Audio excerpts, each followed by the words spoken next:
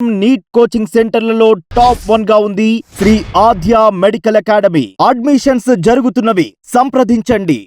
శ్రీమాత్రే నమః. అందరికీ నమస్కారం. ఈరోజు మనం తెలుసుకునేది ఏంటంటే, పితృదేవత సంబంధించింది మనం ఏమి చేస్తే వాళ్ళకి బాగా ఇష్టం, ప్రీతికరం. చాలామంది మా తాతయ్యకి పప్పు ఇష్టం, లేదంటే మా బామ్మకి కూర ఇష్టం, అన్నం ఇష్టం, లేదంటే ఈ నెయ్యి వేస్తే బాగా తింటారును, లేదంటే ఆయన వంకాయ కూర ఇష్టమనో, ఇలా రకరకాలుగా చెప్తూ ఉంటారు కదా. కొన్ని మన సన్నివేశాలు చూస్తే కనుక అది అర్థం చేసుకోవాలంటే, ఇప్పుడు బలగం సినిమా ఇచ్చాడు. బలగం సినిమాలో మనం చాలామంది చూసాము, చాలామంది దానికి బాగా ఎడిక్ట్ అయ్యారు, కొంతమంది అయితే ఏడ్చారు కూడా, బాధపడ్డారు కూడా.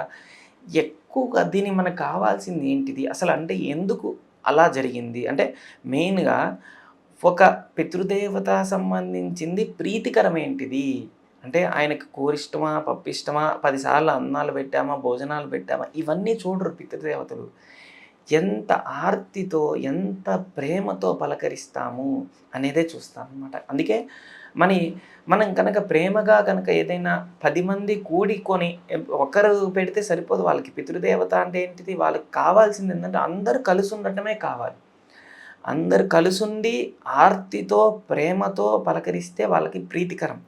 అందుకే ఎక్కడైనా సరే చాలామంది తద్దినం పెట్టినా, లేదంటే ఏదన్నా తర్పణం చేసినా, లేదంటే ఏదన్నా పిండ ప్రదానాలు చేసినా, పితృ సంబంధించిన ఏ కార్యం చేసినా, కొంతమంది అనాథాశ్రమంకి వెళ్ళిపోయి ఏం చేస్తుంటారు, అన్నదానం చేస్తుంటారు పెద్దల పేరు చెప్పి. అలాంటివి ఏవి చేసినా అందరూ కలిపి చేయాలి. కొంతమంది ఏం చేస్తారంటే అండి, తండ్రి అంటే భర్త ఏం చేస్తాడంటే, భర్త వెళ్ళిపోయి నేను చేసేయచ్చులే, నువ్వు రావక్కర్లేదులే, ఇక్కడి నుంచి దండం పెట్టుకో అయిపోతుందంట. లేదంటే తల్లి ఈ విధంగా వెళ్ళిపోయి చేసేస్తా ఉంటుంది అన్నదానం. లేదంటే పిల్లలు నా వరకు నేను ఇచ్చేస్తానులే, లేదంటే తాత మనకేం చేశాడులే, లేదంటే బామ్మ మనకేం ఏం చేసింది అనేది కాదు కావాల్సింది, మనం ఎంత రుణం ఉన్నామనేది కావాలి. అందుకే పితృ రుణం మాతృ రుణం అంటారు కదా.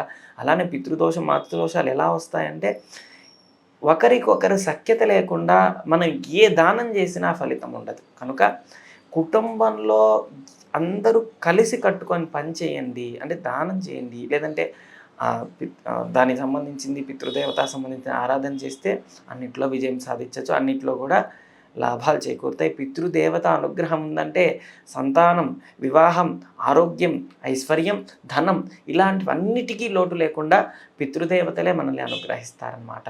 పితృదేవత అందరికీ కూడా ఖచ్చితంగా సంవత్సరానికి ఒకసారి వచ్చే తద్దినాన్ని ఖచ్చితంగా ఆచరించండి. సంవత్సరంకి ఒకసారి వస్తుంది కాబట్టి పెద్దల దినం అంటారు. ఆ రోజు కనుక అన్నదానం చేయండి.